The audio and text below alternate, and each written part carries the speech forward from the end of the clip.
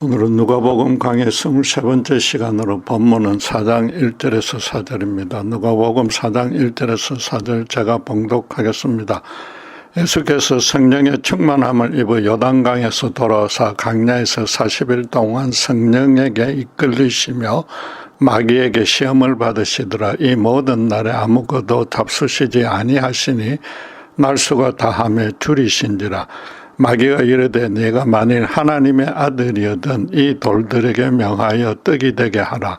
예수께서 대답하시되 기록된 바 사람이 떡으로만 살 것이 아니라 하였느니라.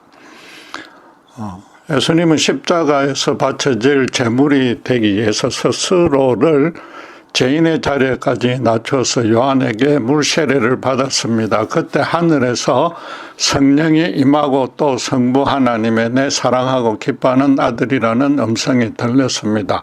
누가는 그래서 예수 탄생 전후가 아니라 이 물세례 사건 이후에 예수의 족보를 기록해서 그의 기원이 하나님이라고 밝혔습니다.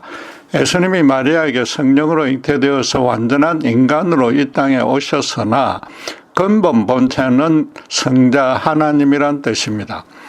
주님의 이 물세례 사건은 죄의 원흉인 마귀 즉 사탄과 전쟁을 시작하겠다는 일종의 선전포고식이기도 했습니다. 그래서 비둘기같이 강림한 성령의 충만함을 입고서 주님은 광야에서 사탄과의 1차 전초전을 치렀습니다. 마귀에게 시험을 받으시다라는 동사의 원어는 현재 분사로서 진행형의 의미를 지닙니다. 그래서 40일 내내 주님은 사탄에게서 이런저런 시달림을 받은 것입니다. 마지막 40일째에 이르자 사탄은 가장 핵심적이고 매력적인 유혹 셋을 순서에 따라서 노골적으로 주님 앞에 내밀었습니다. 마가는 광야 시험이 있었다는 사실만 간단하게 언급했으나 마태와 누가는 순서가 한번 다룰 뿐 똑같은 내용으로 그 셋을 다 기록했습니다. 요한을 제외한 세 공간 복음서가 다 다룰 정도로 중요한 사건인지라 신자들도 익히 배워서 잘 알고 있습니다. 그런데 지금까지 일반적으로 가르쳐진 해석에 조금 미진한 점이 있는 것 같습니다. 이 세 시험을 종합해서 성경이 말하는 전체적 맥락에서 즉 인류 구속사에 비추어서 잘 따져보지 않았습니다. 대신에 주로 주님이 승리한 결과에만 그것도 하나씩 따로 떼서 윤리적 종교적 차원에 초점을 맞췄습니다. 신자로서 살다 보면 이와 동일한 시험을 받을 수 있는데 주님이 행하신 대로 하나님의 말씀으로 물리치라는 겉면이 대부분이었습니다. 신구약 성경 66권의 첫째가는 더 정확히 말해서 유일한 주제는 예수님과 그 십자가 구원입니다. 모든 성경 기사는 그 주제를 열쇠로 해서 풀어야만 합니다. 성경이 도덕적 훈육과 종교적 계명을 모아놓은 일반 종교의 경전과는 전혀 다른 책입니다. 현실적인 처세술이나 인간관계 비법이나 자기 성장 비결 등을 성경에서 찾고 배우려 하는 것은 보배를 저어줘도 그 가치를 전혀 모르는 죄송하지만 돼지꼴입니다. 성경은 세상과 인간을 영원토록 거룩하게 다스리는 하나님이 직접 당신과 세상과 인간에 대해서 가르치신 절대적인 진리입니다. 한마디로 줄이면 예수님만이 길이요 진리요 생명이라는 겁니다. 모든 세대 모든 인간은 그분의 십자가 은혜를 받지 않고는 영원한 멸망으로 빠질 수밖에 없습니다. 인간이 진정으로 살고 죽는 것이 오직 성경의 가르침대로 따르느냐 아니냐에 달렸다는 그런 확고한 인식을 갖고서 성경에 접근해야 합니다. 이 광야 시험이 비록 간략하게 기록되었어도 하나님의 절대적인 진리가 많이 숨겨져 있습니다. 그동안 인류 구속사적으로 접근하지 않아서 미처 발견하지 못했던 보배를 찾아내야 됩니다. 앞으로 얼마가 걸릴지 모르지만 신자라면 반드시 알아야 할 내용 위주로 조금 자세히 살펴보도록 하겠습니다. 다시 강조하지만 성경을 인류 구속사적 차원에서 해석하려면 그 열쇠는 당연히 예수님과 그 십자가 구원의 진리여야 합니다.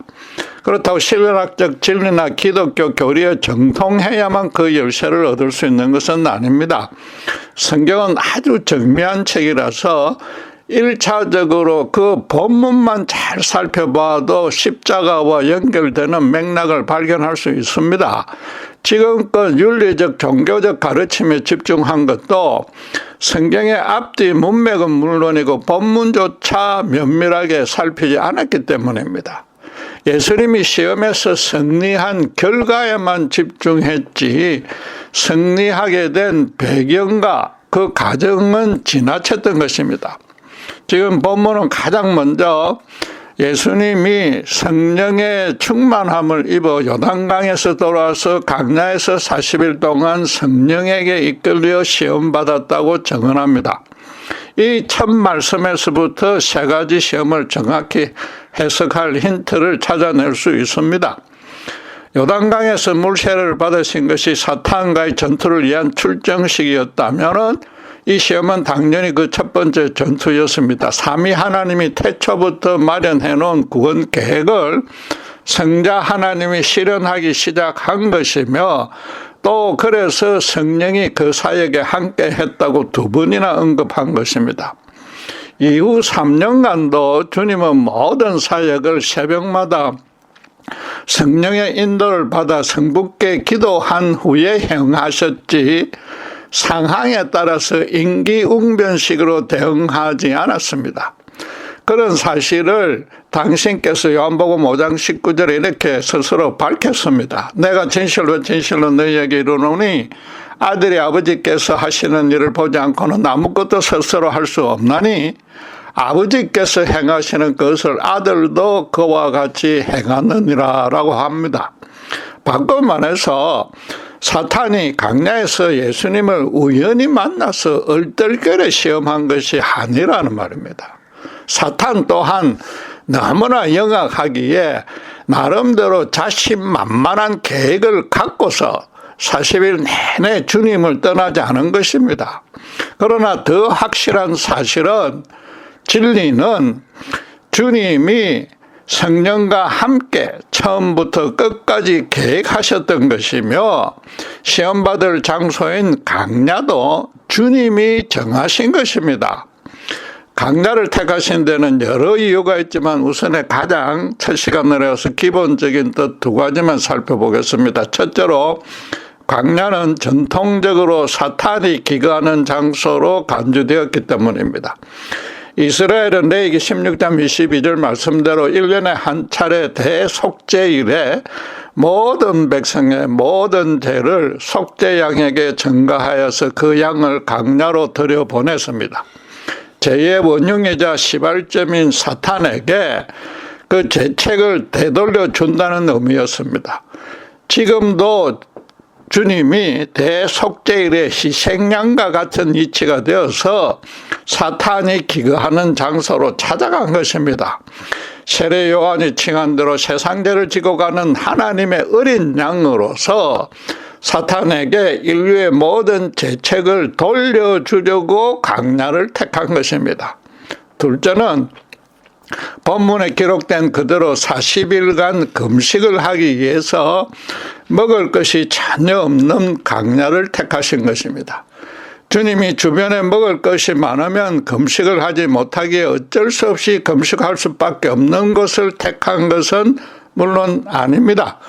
주님은 이제 곧 죄인들을 상대로 본격적으로 사역을 시작할 텐데 그러면 당신의 머리를 눕히고 잠시 쉴 잠도 없으리란 점을 다 아셨습니다. 그 전에 십자가 사역을 위한 기도에 집중하려고 인간 세상과 완전히 차단 격리된 곳으로 고른 것입니다. 40일간이나 금식한 것도 목숨이 달아날 정도로 극한 상태에 이르기 위해서입니다. 주님은 물론 40일이라는 숫자대로 완전하게 충만하게 기도한다는 뜻도 있지만은 주님은 죽음과 마주친 상태에서 사탄의 유혹을 이겨냈다는 겁니다. 단순히 먹을 것으로 대변되는 세상의 형통을 향한 시험을 이겨낸 것이 아니었다는 뜻입니다. 40일간 금식을 견딜 수 있는 힘을 주신 것은 성령이 함께 하시기 때문인데, 서두에서 말씀드린 대로 주님에게 먹고 싶다는 유혹은 40일 내내 계속 생겼을 것이며, 사탄도 언제 금식을 거칠지 지켜봤을 것입니다. 주님은 비록 육신은 줄였으나 정작 정신은 전혀 흔들리지 않고서 기도를 지속했을 것입니다. 드디어 40일째 이르자 사탄이 더 이상 참지 못하고 정체를 드러내면서 노골적으로 주님에게 세 가지 시험을 건 것입니다. 어폐가 있지만은 예수님이 의도적으로 사탄을 강야로 유인한 것입니다. 그런 후에 40일간 짐짓 모른 척 함으로써 사탄이 먼저 초조해지도록 이끈 것입니다.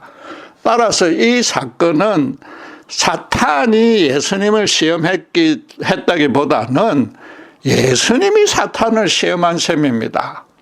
주님은 사탄 쪽에서 먼저 건드려 보라고 당신을 내어준 것입니다. 물론 오래전에 욥을 시험했을 때처럼 사탄은 주님의 절대적인 주권과 완벽하신 섭리에 따라서 움직였을 뿐입니다. 그렇다면은 이것은 예수님이 반드시 받아야만 하는 시험이었고, 또 그 내용과 순서도 사실은 주님 쪽에서 미리 정밀하게 고안해 놓았다는 뜻입니다. 물론 야고보서 1장 13절 말씀대로 하나님은 아무도 시험하지 않을 뿐 아니라 세상 어떤 존재로부터 시험받으실 분도 아닙니다. 그럼에도 예수님이 이 시험을 의도하신 것은 설명드린 대로 인류 구원을 위해서 꼭 필요하고, 그것도 가장 먼저 시행해야 할 일이었기 때문입니다. 사탄과의 전초전, 맛보기 시합이라기보다는 첫 번째 공사역을 사탄과의 전투로 삼으셨던 것입니다. 왜 그렇게 하셨는지 정확히 밝혀내지 못하면 이 시험은 끝까지 일상적인 도덕적 종교적 가르침으로 남게 될 것입니다. 마귀도 주님이 자신과의 전투를 시발점으로 본격적으로 사역을 시작할 것이란 사실을 눈치챈 것 같습니다. 주님에게 만일 내가 하나님의 아들이거든이라고 불렀기 때문입니다. 이것이 주님의 정체성을 몰라서 확인하려는 질문이 아닙니다. 주님이 요단강 물세례 현장에 있었던 백성들도 하늘에서 당신의 사랑하는 아들이라는 성부의 음성을 다 들었습니다. 주님이 가버나움 해당에서 안식일의 말씀을 가르치자 주님의 정체성을 가장 먼저 알아챈 이는 귀신 들린 자였습니다. 영계에서 하나님 다음으로 지혜롭고 능력이 많은 마귀가 주님을 몰라볼 리는 없으며, 그러니까 출생하자 곧바로 헤롯 왕을 부추겨서 살해하려 한 것입니다.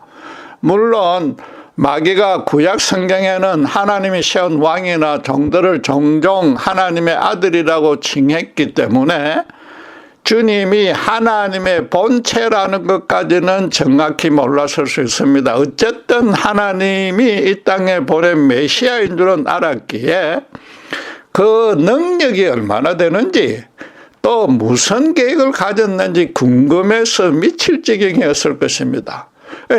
주님의 기력이 다 소진할 때를 기다린 것이지만 40일이나 참은 것도 사단으로서는 대단한 인내였습니다. 구약 성경에서 계속 예언해 놓은 메시아 즉 하나님의 아들이라면은 이 정도 일은 쉽게 할 수 있지 않겠나는 뜻으로 시험을 건 것입니다. 시쳇말로 예수님의 자존심을 건드려서 자기 말대로 행하도록 이끌려는 의도를 영악하게 숨기고서는 일부러 순진한 척한 것입니다. 그리고 사탄은 세 시험 다 주님이 하나님의 아들이라고 전제하고서 걸어왔습니다.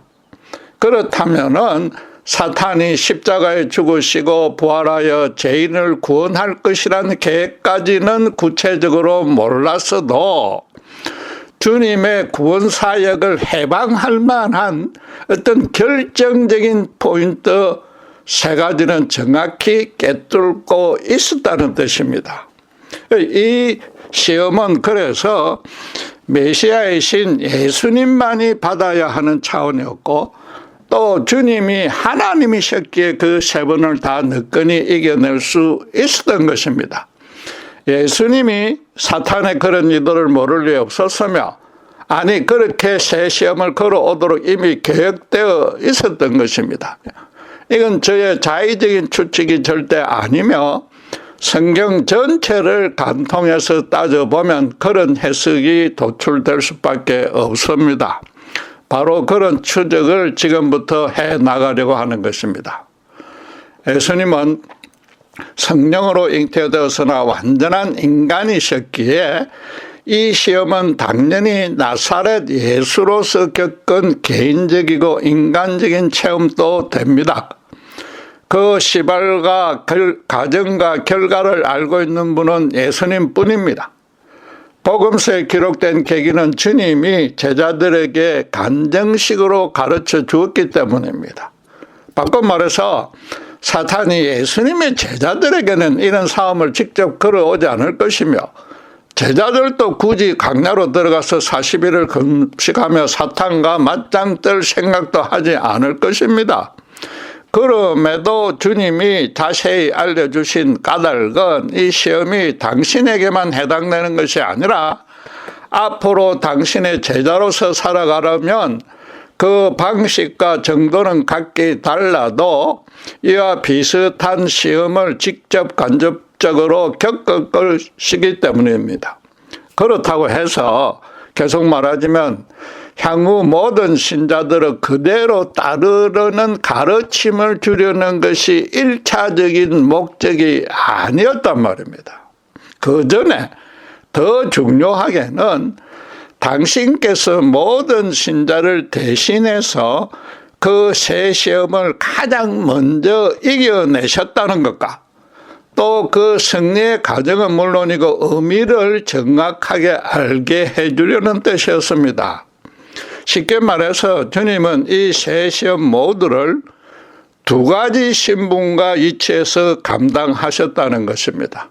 먼저 사탄이 지칭한 대로 하나님의 아들로서 그리고 인간을 대표하는 일반 신자의 입장에서 이겨내신 것입니다.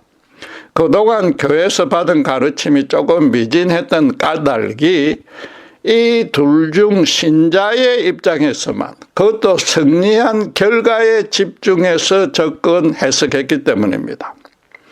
사탄이 주님에게 하나님의 아들로서 걸었던 시험은 앞에서 말씀드린 대로 십자가와 그 구원 사역을 해방하려는 뜻이었습니다. 그와 동시에 나사렛 예수로서 걸었던 시험은 직접 죄에 넘어지게 하려는 뜻이었습니다. 세 가지 시험 모두 정확하게 그 두 가지 의도가 숨겨져 있었습니다. 다시 강조하지만 예수님이 사탄들어 그런 식으로 새 시험을 걸도록 의도적으로 유도했던 것입니다. 여러분 참으로 흥미롭지 않습니까? 단순히 나사렛 예수라는 한 이름 없는 랍비가 성령께 기도하여서 사탄의 막중한 힘을 최선을 다해서 이겨냈다는 그런 장면이 아닙니다. 물론 오해는 마셔야 됩니다. 완전한 인간으로서 죽음에 이를 정도로 완전히 줄인 가운데 사탄의 시험을 이겨내신 것은 분명하지만 그 의미가 성경 전체가 말하는 구속과 연결된다는 것입니다. 그동안 이 세상을 통치해오던 영계의 두 절대적인 존재가 지금 광야에서 힘겨루기를 하는데 물론 그 성부는 이미 결정되어 있었지만은 그런 힘겨루기를 하고 있는 겁니다. 죄에 찌든 인간들의 통치권을 누가 차지하느냐의 싸움이었습니다. 막상 자기들이 다스릴 인간 세상과 멀리 떨어진 곳에서 성자와 사탄 단둘이서 1대1로 맞붙은 전투였습니다. 죄에 찌든 인간들은 신선노름에 도끼자루 섞는 줄 모른다는 속담대로 서로 자기가 더 높아지려고 악의다툼을 하고 있었습니다. 그런 싸움에서 수단 방법 가리지 아니하고 이긴 자들은 세상 재물과 권력을 독차지하고서 온갖 쾌락을 즐기느라 정신이 없었습니다. 그중에 나름대로 양심적인 사람들마저도 도덕과 종교를 이용해서 자신의 이름을 높이거나 다른 사람을 판단 정죄하면서 자신의 인간적인 의를 자랑하고 있었습니다. 사람들은 지금 멀리 떨어진 곳에서 예수님이 사탄과 싸우는 줄은, 정확히 말해서 주님이 사탄에게 시험을 걸고 있는 줄은 꿈에도 상상하지 못하고 있습니다. 하나님 본체이신 예수님은 완전한 인간으로 오셔서 당신을 배척하고 대적하는 인간 죄인들을 아담의 원죄에서 구원해 주려고 자신은 40일간이나 아무것도 먹지 않고서 그 싸움을 하고 있습니다. 사탄의 미혹과 농간 날에서 흑암으로 뒤덮인 세상을 하나님의 영광의 강체를 비추어 빛의 나라로 바꾸려는 뜻으로 그 싸움을 하고 있단 말입니다. 주님이 강약 시험을 마치고 나서 천마디로 천국이 가까이 왔다고 외쳤듯이 온갖 제약으로 어둠에 잠겼던 구시대가 하나님의 진리의 빛으로 밝아지는 새 시대로 넘어가는 그런 문이 활짝 열리게 되는 순간인 겁니다. 사탄은 자신의 정가의 보도인 거짓말로 주님께 그럴싸하게 속삭였으나 아예 시도 먹히지 않았습니다.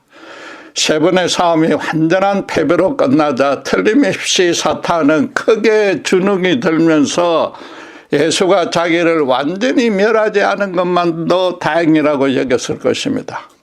어쩌면 그런 힘을 발휘하지 못하도록 완전히 탈진할 때까지 40일을 기다렸을 것입니다. 강야를 떠난 사탄은 당분간은 조금 안도하면서 다른 계책을 꾸밀 수밖에 없었습니다. 이 시험 이후로 주님이 귀신 들린 사람을 고쳐줄 때마다 귀신 들린 사람이, 사실은 귀신들이 먼저 자기들을 멸하러 왔는지 두려움에 차서 주님께 물어본 까닭입니다. 그래서 사탄이 마음을 다시 다잡고 새로 바꾼 계략은 무엇이었습니까? 예수님과 직접 마주치는 일은 최대한 피하고서 이미 당신의 거짓에 속아 넘어간 인간 노예들을 동원하는 것이었습니다. 주님의 치유나 가르침을 사람들을 시켜서 온갖 트집을 잡아서 해방하게 만들다가 결국에는 나사렛 예수를 죽여버리려고 마음먹었습니다. 아무 죄 없는 주님을 도덕적 구실을 잡아 일반 죄인으로는 도무지 사형 판결을 받게 할 수는 없었습니다. 유대인들이 가장 열심을 보이는 종교적인 제목을 붙이기로 했습니다. 그래서 하나님의 참 진리는 눈이 멀고서 세상을 움직이는 권력과 재물의 맛을 들인 유대교 종교 지도자들을 붙이기로 했습니다. 그들로 예수님에 대한 시기와 질투심으로 가득 차게 해서 로마 제국을 반역하려 했다는 제목으로 십자가에 매달도록 그 완악한 심령을 조종했습니다. 아무리 생전에 주님 가르침이 심오했고 사역이 신령했어도 하나님께 저주받은 나무에 달린 죄인이 되어서 십자가에 죽어버리면 추종자들이 뿔뿔이 흩어지고 예수운동도 제풀에 사그러지리라고 계산한 것입니다. 예수님에 의해서 영적 자존심에 크게 상처받은 유대교 지도자들에게 너무나도 그럴싸한 명분을 제공했습니다. 그동안 유대 사회를 건강하게 지탱해왔던 모세율법과 장로의 유전을 부인하는 이단 종파로 몰아붙이도록 이끌었습니다. 가뜩이나 로마를 물리쳐서 다윗 왕국의 영광을 재현해 줄 정치적 메시아를 기대했던 유대 대중들도 그 기대를 채워줄 생각을 않는 예수에게 크게 실망해 있었습니다. 이 우매한 백성들도 유대교 지도자들의 선동에 사실은 사탄의 조종에 너무나 쉽게 넘어가서 한 목소리로 주님을 십자가에 매달라고 외쳤습니다. 이 사탄의 최종 계략은 손 안 대고 코 풀듯이 너무나도 쉽게 성공했습니다. 예수님의 제자들도 다 도망가서 꽁꽁 숨어버렸습니다. 그런데 사탄이 전혀 생각지도 않은 놀라운 일이 벌어졌습니다. 그 모습만으로는 주님이 완전히 사탄에게 패배한 것 같았습니다. 그러나 그것은 잠시뿐. 주님은 당신께서 예고한 대로 사흘 만에 무덤에서 부활하셨고 그 40일 후에 승천하셨습니다. 쉽게 사그러들이라 예상했던 예수운동은 오순절에 성령의 권능을 받은 후로는 오히려 로마 제국 전역에 연병처럼 급속히 번져나갔습니다. 사탄의 승리는 주님의 인간 육신이 죽었던 그 기간뿐으로 만 사흘도 지속되지 못했습니다. 십자가의 이 죽음도 당신의 공사역이 그렇게 끝나도록 예수님이 이미 계획해 놓았던 것입니다. 그것도 에덴 동산에서, 아니 창조 이전부터 마련된 계획이었습니다. 요한 사도는 요한복음 1장에 태초의 말씀이신 예수님이 하나님과 함께 계셨을 뿐 아니라 바로 예수님이 하나님 그분이었다고 선언합니다. 만물이 주님으로 인해 지어졌으며 그 주님이 당신의 백성들에게 참빛을 비추러 왔으나 어둠을 더 사랑한 사람들이 배척했다고 말합니다. 에덴 동산에서 이브가 사탄의 게임에 넘어가 선악과를 따먹자 하나님은 사탄을 가장 먼저 야단치며 형벌을 내렸습니다. 창세기 3장 15절은 내가 너로 여자와 원수가 되게 하고 내 후손도 여자의 후손과 원수가 되게 하리니 여자의 후손은 내 머리를 상하게 할 것이요 너는 그의 발꿈치를 상하게 할 것이니라고 선언합니다. 이 예언의 뜻은 동정녀 탄생으로 여자의 후손으로 오신 주님이 사탄에게 발꿈치를 상하게 된다고, 즉 십자가에서 사흘간 그 육신이 죽으신다는 것입니다. 그러나 바로 부활하여서 사탄의 머리를, 즉 그의 모든 흉계를 완전히 파괴하고 죄에 찌든 인간을 구원할 것이라는 약속이었습니다. 아시는 대로 이는 성경 최초로 예수님의 십자가 구원을 가르치는 말씀이라 원시복음이라고 불립니다. 그 이후로 하나님은 세상을 이 약속을 성취해 나가는 방향과 모습으로만 통치해 나갔습니다. 인류 역사는, 특별히 구약 성경은 이 원시복음을 하나님이 이스라엘을 통해서 점점 더 구체적으로 계시하고 실현해 나갔다는 기록입니다. 그러다 때가 참에 예수님이 오셔서 온전히 성취했는데 성경의 모든 말씀을 그 십자가 구원 진리로만 해석해야 하는 까닭이고, 또 이 첫 전초도 당연히 그 복음을 실현하려는 과정이었던 것입니다. 첫째 조치였던 겁니다.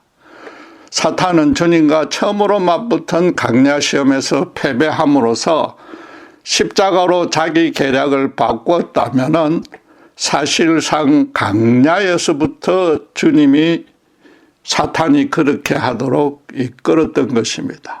이 강야시험도 십자가 구원과 연결하지 않으면 온전한 의미를 알 수 없는 이유인 것입니다. 서론격으로 이 시험의 배경과 과정과 결과를 간략하게 살펴봤지만은 하나님이신 예수님 쪽에서 사탄을 강야로 유도해서 세 가지 시험을 걸어서 완전히 패배시켰다는 이 사실을 절대 잊지 말아야 됩니다.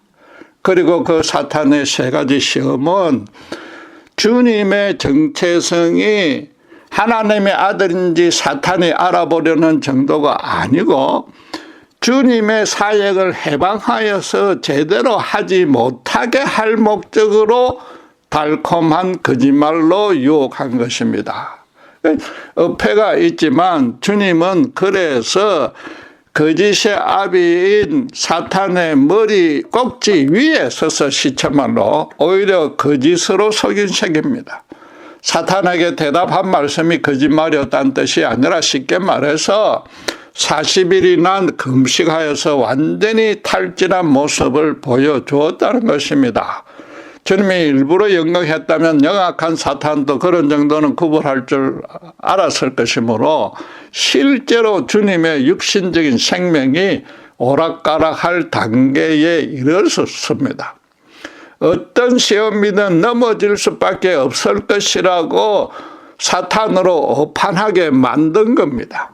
이 마지막 십자가 사건이나 처음에 이 시험이나 예수님은 사탄의 머리를 상하게 한 것입니다. 어떤 일이든 시작과 끝을 보면 그 의미를 간단히 정리할 수 있습니다. 주님은 당신의 첫 사역과 마지막 사역에 당신의 목숨을 완전히 걸었습니다.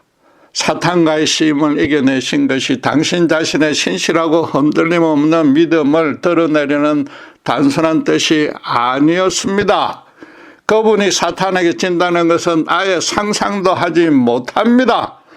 인간을 죄악의 올무로 묶은 사탄의 모든 모략을 완전히 파괴시키기 위해서 가장 먼저 반드시 취해야 할 조치였습니다. 죄에 찌든 인간을 당신이 죽을 만큼 사랑하신다는 뜻이니까 40일간 금식하셨단 말입니다. 바꿔 말해서 이미 구원받은 신자들은 굳건한 믿음으로 신앙생활을 더 잘하게 하려는 것이 그 1차적인 뜻이 아니었습니다. 신자라면 결과적으로 주님의 간증대로 적용해야 하지만은 근본적인 의미는 정확히 아셔야 하고 적용하는 맥락도 그에 맞춰야 됩니다. 그래서 하나님의 말씀으로 이겨야 한다고 배워왔으나 또 그건 틀린 가르침은 아니지만 그것도 쉽게 생각할 문제가 아니란 말입니다. 우선 주님은 하나님의 말씀으로 산다고 했지 말씀으로 이겨낸다고 하지 않았습니다. 거기다 첫 번 시험의 대답에만 그렇게 말했고 나머지는 각기 다른 말씀이었습니다. 주님은 세 시험에 각각 가장 합당한 하나님의 말씀으로 이겨냈습니다.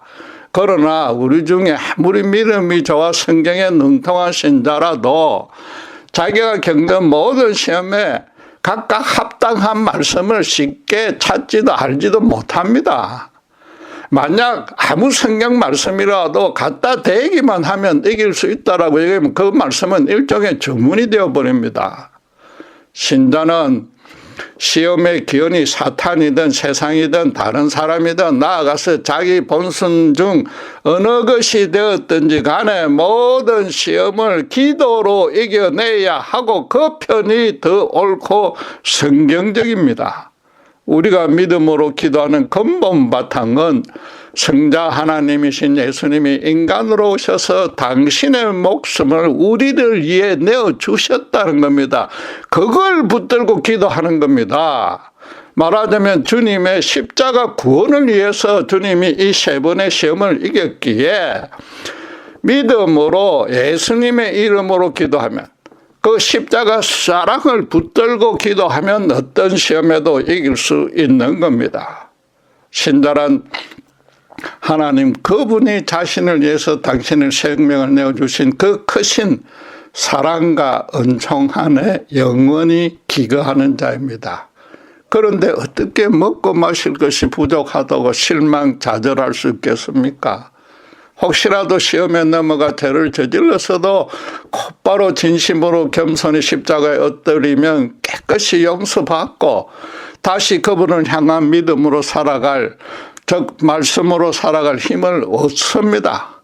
신자가 되어서도 죄악과 시험을 자신의 담력과 의지력과 믿음만으로는 이기지 못하며 오직 십자가의 은총과 권능에 완전히 의존해야만 이길 수 있단 말입니다.